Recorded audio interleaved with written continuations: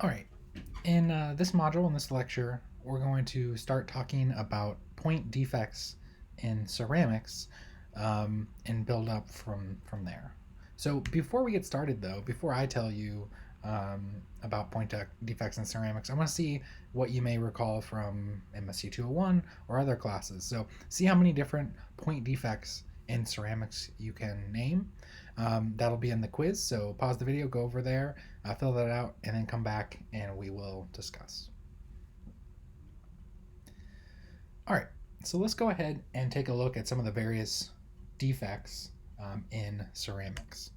So this comes from chapter 6 in our textbook. This is figure 6.1. And this just shows some of the different types of point defects that we can find in ceramics. So I think everybody at this point is familiar with vacancies, interstitials, so forth. But let's go through a little bit more specifically, and look at ceramics. Right. So when we're talking about a ceramic, we might be talking about an ionic or covalent. And so there's often charge associated with that.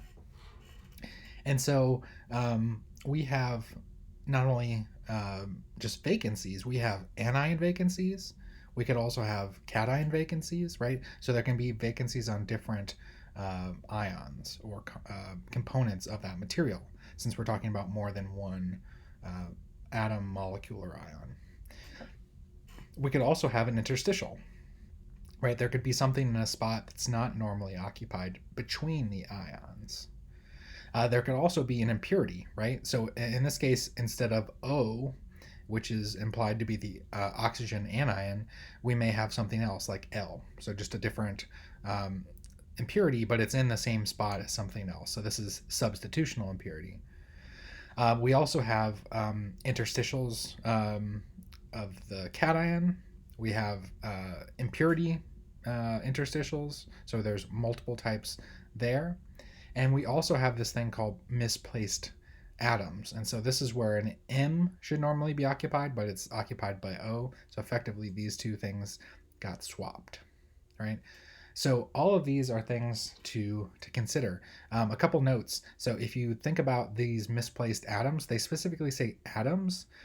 That's because it's only really in covalent material where there's really not that charge consideration. Because if we have a negative charge species here surrounded by negative charge, right, that's highly impractical. And so we don't typically have that unless it's a highly covalent, similar material. So that's another thing.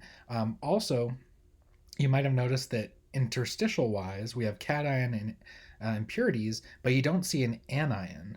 And if you recall, those anions are typically much larger than the cations. And so, since those anions are much larger, they tend to not fit in the small interstitial sites. So, that's a general rule. However, as you know, there are some cases where the anion is smaller. And so, in those cases, instead of a cation interstitial, you would probably see an anion interstitial. So, there's a number of different varieties of point defects that we have. But as you know, we have charge associated with most of these. And so we have to look at what happens to that charge. So everything has to be balanced, right? We can't just constantly remove positive charges, because that would leave our material charged, and we need to have an electrically neutral crystal. So we look at different combinations in which we can pair these various point defects.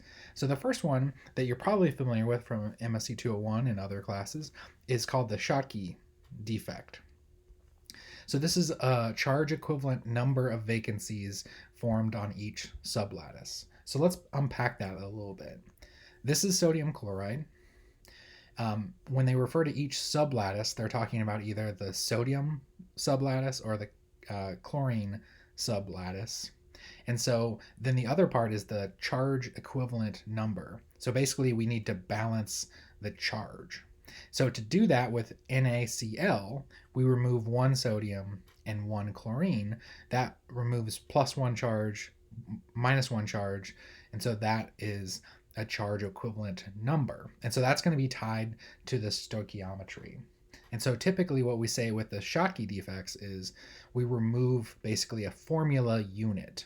So a formula unit for NaCl is 1 Na, 1 Cl. So that's a Shotkey defect. There's also Frankl defects. Again, you've probably seen this one.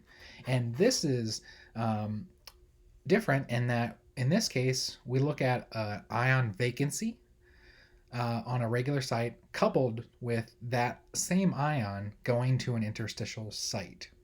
And so in this case, we have silver chloride. And so we have a silver cation that's basically removed from its regular site, leaving behind a vacancy. And then that ion, the silver you see here, is in one of these interstitial sites between the various ions in a site that would not normally be occupied.